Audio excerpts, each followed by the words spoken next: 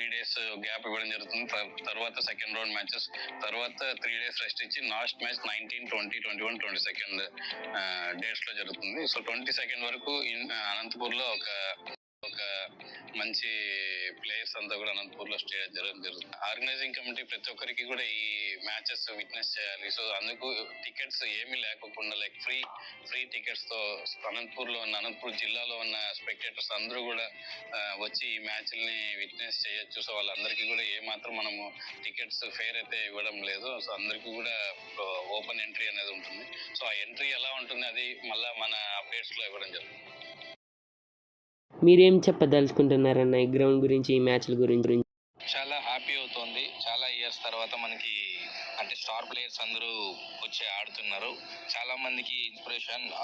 ఇంత దీనికి hard work చేస్తున్న మా సెక్రటరీ మధు అన్నకి అండ్ టోటల్ స్టాఫ్కి